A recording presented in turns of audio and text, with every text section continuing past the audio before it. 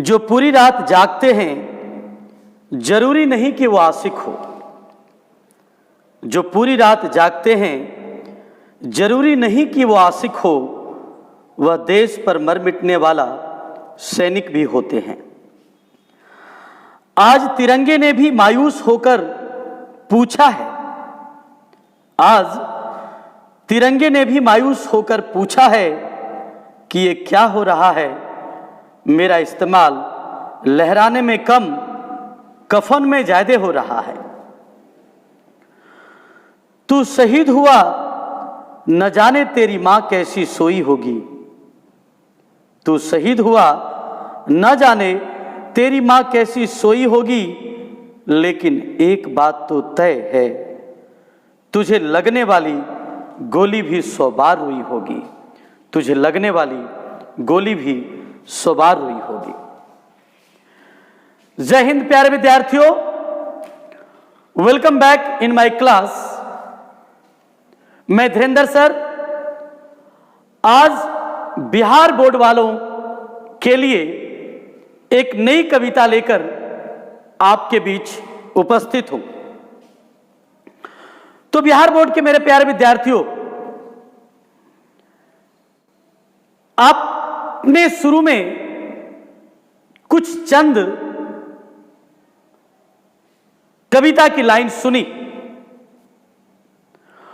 और उन दोहे या कविते से आप ये समझ चुके होंगे कि आज मैं आपके बीच किसकी बात करने जा रहा हूं।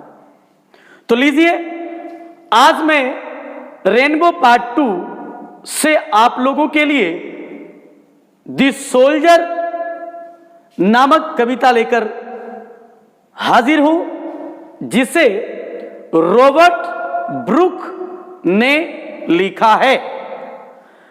बिहार के विद्यार्थियों, आप लोग जानते हो कि ऑब्जेक्टिव पॉइंट ऑफ व्यू से हम आप लोगों को पढ़ाते हैं।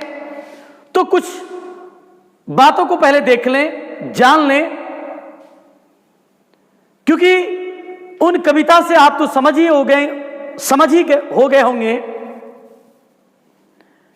समझ गए होंगे कि आखिर सोल्जर की जो जिंदगी होती है वो कितनी कठिन लाइफ है।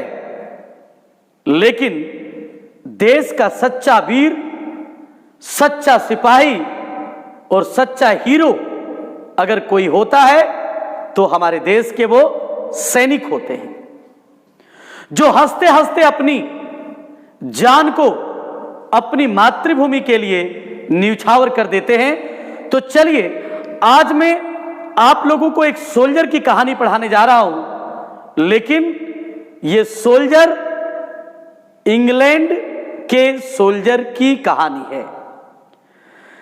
सिपाही या सैनिक चाहे जिस देश की भी क्यों ना हो, हर देश की सिपाही की जो भावना होती है वो एक जैसी होती है।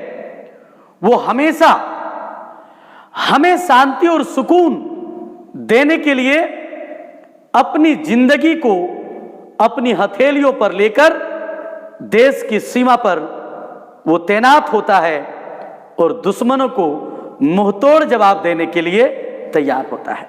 तो चलिए, the soldier is a very nice poem which has been written by Robert Brooke. पहले आप इसके बारे में जान लें। Robert Brooke was born on 3rd August 1887 in England. बिल्कुल क्लियर हो गया। इंग्लिश पोएट हैं, इंग्लैंड में इनका जन्म है। और आप ये जान लें कि Robert Brooke is himself a soldier. वह स्वयं भी अपने आप में एक सिपाही है। ये नहीं कि वो कोई कभी वो सिपाही हैं इसलिए उन्होंने इतनी बेहतरीन तरीके से सिपाहियों की भूमिका को अपनी कलमों से उतार पाए हैं। And died on 23rd April 1915 of the island of Lemnos in the Aegean on his way to a battle at Gallipoli. ये सारी चीजें आप ऑब्जेक्टिव पॉइंट ऑफ व्यू से याद रखेंगे। आपको मैं समझा दूं, दिस पोएम इज रिटन या was written during First World War. और आप सारे विद्यार्थियों को पता है कि प्रथम विश्व युद्ध कब हुआ था। आप जानते हो 1914 से लेकर 1918 यानी 1914 से लेकर 1918 तक फर्स्ट वर्ल्ड वॉर हुआ और इनकी मृत्यु 1915 ईस्वी में हुई।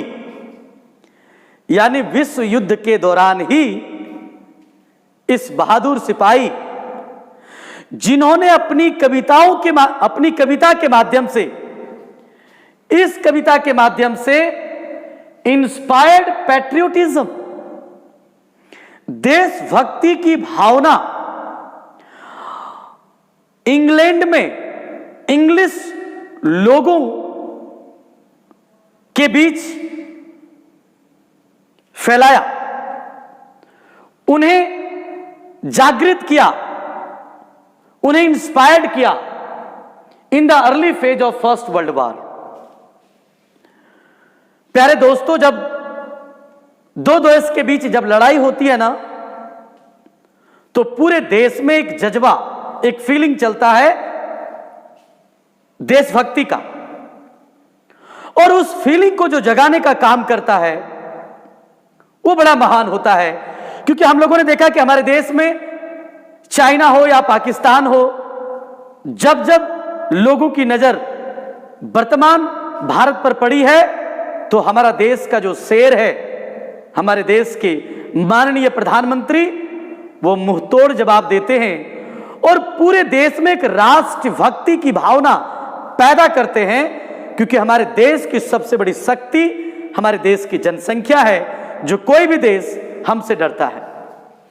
तो रॉबर्ट ब्रूक ने यही काम अपने देश इंग्लैंड में फर्स्ट वर्ल्ड वॉर के दौरान किया था, लोगों में देशभक्ति की प्रेरणा जगाई थी। और संजोग ऐसा देखिए, कहा जाता है कि फर्स्ट वर्ल्ड वॉर के दौरान सेना के साथ जब ये समुद्री यात्रा में जा रहे थे रॉबर्ट ब्रूक, उसी दौरान उन्हें कीड़े ने काट लिया और फिर उनका पूरा ब्लड पॉइजन्ड हो जाता है, विषैला हो जाता है, और उस कीड़े के काटने के दौरान इस सैनिक को शहीद होना पड़ता है। वो शहीद हो जाते हैं क्योंकि वो देश के लिए युद्ध की यात्रा पर थे। This poem is a war poem और पैट्रियोटिक पोएम। पूछा जाएगा तो जो दोनों में से कोई एक ऑप्शन होगा, या एक युद्ध कविता है या देशभक्ति कविता है।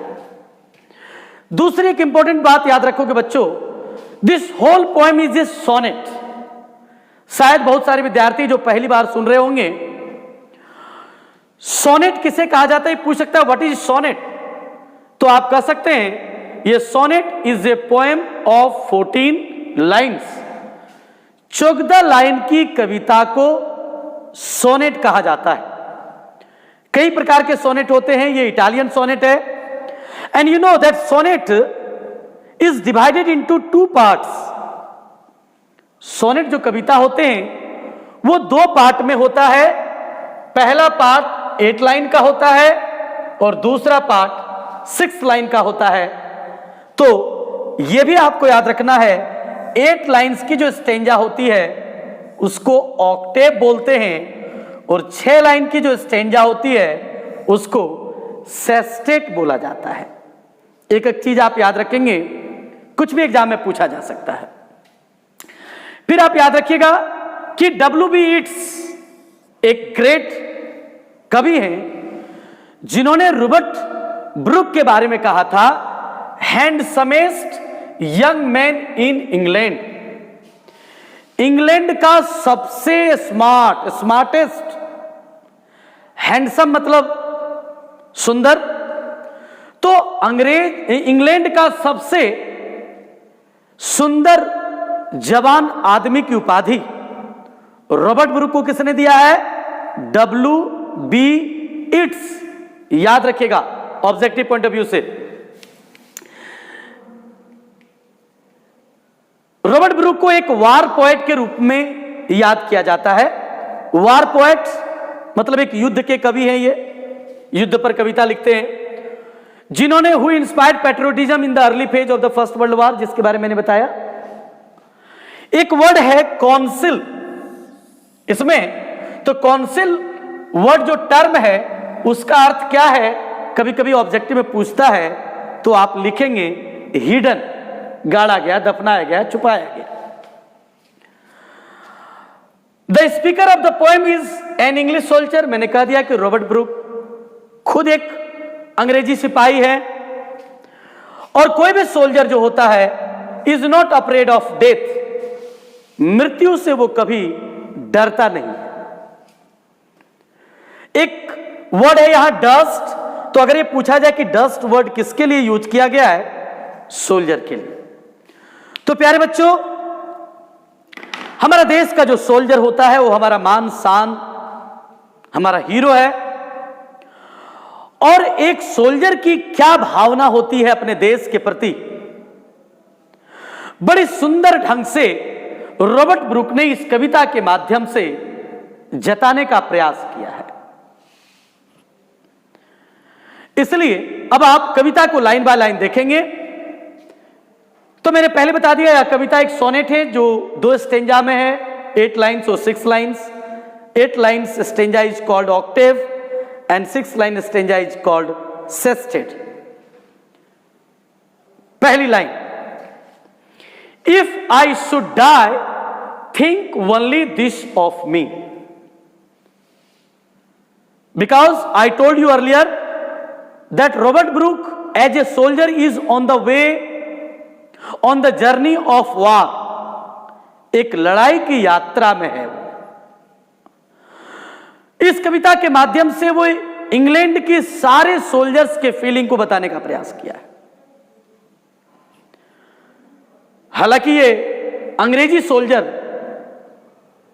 की फीलिंग है, लेकिन मैंने जैसा कहा कि चाहे सैनिक किसी भी देश का हो, फीलिंग एज इट इज होता है। वो कहता है यदि मैं मर जाऊं तो केवल मेरे बारे में सोचो। क्या सोचो?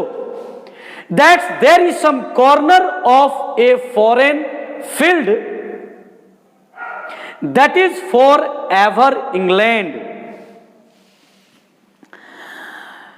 हमारे देश में जब देखते हैं कि कोई सेना जब कहीं मारा जाता है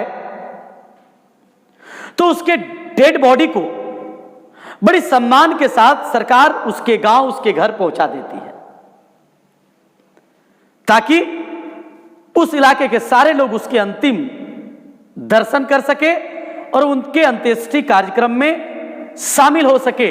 लेकिन देखिए इस सोल्जर की कहानी, कहता नहीं, मुझे वो कोई सम्मान नहीं चाहिए। मेरी इच्छा है कि मैं जहां मर जाऊं, चाहे वो धरती कोई फॉरेन फील्ड ही क्यों ना हो, विदेशी धरती ही क्यों ना हो, आप मेरे शरीर को वहीं दफन कर दिया जाए।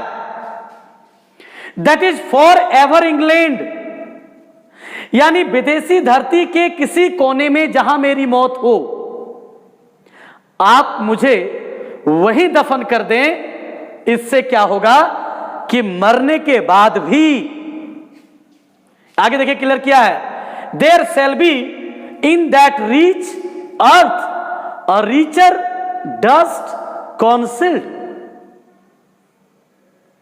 रिच अर्थ यानी वो धनी धरती, यानी जिस भी देश की धरती पर मेरी मृत्यु हुई, अगर मेरे धूल को, मेरे शरीर को वहीं अगर छुपा दिया जाए, हिडन कर दिया जाए, दफना दिया जाए, क्योंकि ये जो मेरा बॉडी होगा वो रिचर होगा। जिस धरती पर मेरी मौत होगी वो रिच कंट्री है, रिच अर्थ होगा, लेकिन ये बॉडी इंग्लैंड की है, ये उससे ज्यादा रिचर है, यानी उस धरती से ज्यादा मेरी बॉडी इंपॉर्टेंट है। अगर विदेश की उस धरती पर अगर मेरी बॉडी को दफन कर दिया जाए तो कम से कम मैं अपनी मौत के बाद भी मेरा शरीर विदेशी धरती सरजमीन पर जहां दफनाया जाएगा, कम से कम जमीन का वह टुकड़ा इंग्लैंड का हो जाएगा। प्यारे विद्यार्थियों, इससे बड़ी एक सैनिक का फीलिंग अपने देश के लिए कुछ नहीं हो सकता है। वो मरते मरते भी अपने देश की सीमा को बढ़ाना चाहता है। आखिर कोई सैनिक का शरीर किसी धरती पर दफन कर देने से वह उस देश की कैसे हो जाएगी? आगे बड़ी खूबसूरत ढंग से उन्होंने वर्णन किया है। But in the very first sentence the soldier request to his countrymen, to his comrades, to his soldiers, if I die anywhere, my body should be cremated at that land, on that part of the earth. What will happen? That part of the land will always be of England. उस धरती का टुकड़ा हमेशा के लिए भारत का England का हो जाएगा। ये डस्ट, यहां ध्यान दीजिएगा, डस्ट मतलब अपनी बॉडी की बात कर रहा है वो, क्योंकि हम जानते हैं कि ये शरीर 5 तत्वों से बना हुआ है। क्षिति जल पावक गगन समीरा हम लोग कहते हैं। तो कहता है जिस मिट्टी से ये शरीर बना है, and ये डस्ट हुम इंग्लैंड बोर, वो अपने शरीर को मानता है कि इंग्लैंड ने इस मिट्टी को जन्म दिया, शेप उसको एक आकार दिया, मेड अवेयर, जागरूक किया। यानी in this line the poet is thanking to his country,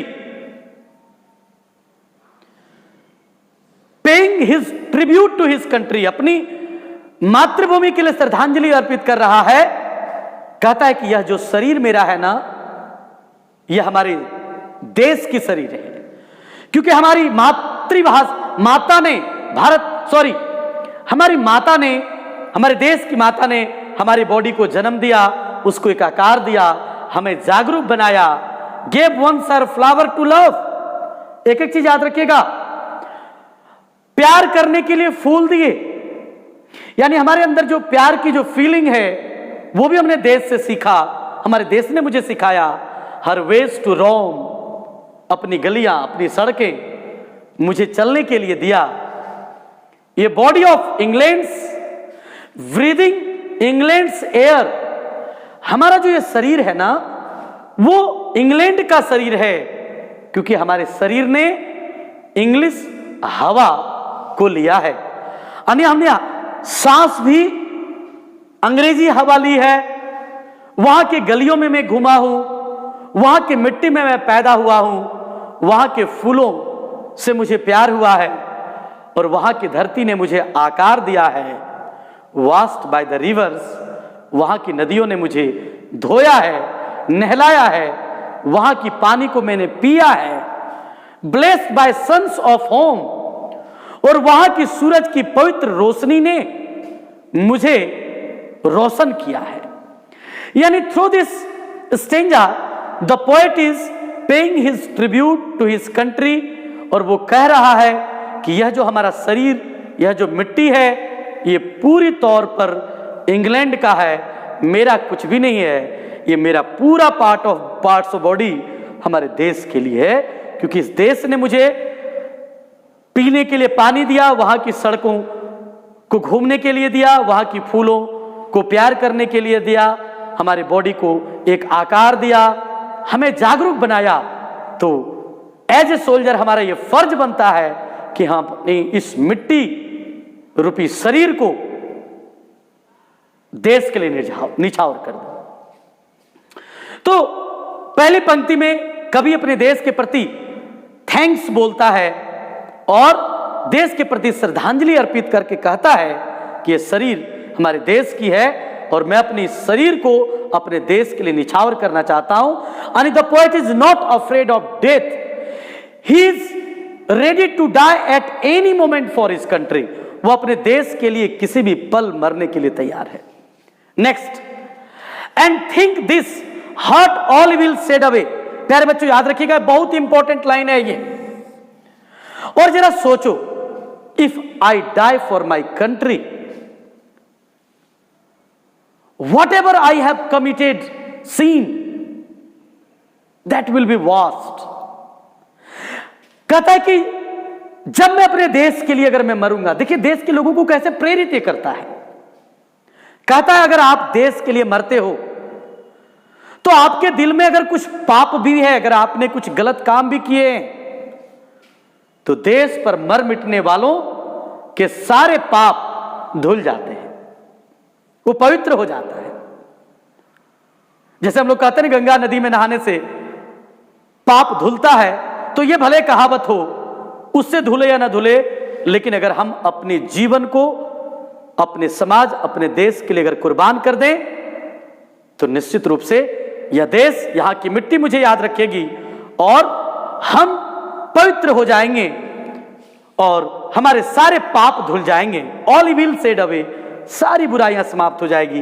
a pulse in the eternal mind, हमारे इस मन में जो शाश्वत जो सोच है, पल्स मतलब यहां थॉट, वो थोड़ा सा भी देश के लिए कम नहीं होगा। Give somewhere back the thoughts by England given. और ये सारे जो विचार जो भी हमारे मन में जो आ रहे हैं, ये भी किसने दिया है? ये भी हमारे देश इंग्लैंड ने मुझे दिया है। And this is eternal thought कि I want to die for my country. ये यहां की मिट्टी से मैंने सीखा है। हर साइट्स अपने देश की आहें एंड साउंड, वहां की आवाज, ड्रीम्स हैप्पी एज हर डे। हमारे अंदर जितने भी स्वप्न, जितनी भी खुशियां जो मैंने इंजॉय किया अपने देश में, यानी everything I have taken from my country, my country has given me everything. हमारे देश ने मुझे सब कुछ दिया। एंड लाफ्टर, वो खुशी, वो मुस्कान, लर्न ऑफ फ्रेंड्स, जो मैंने अपने दोस्तों से सीखा, जो हंसी, जो मुस्कान हमने दोस्तों से लिया।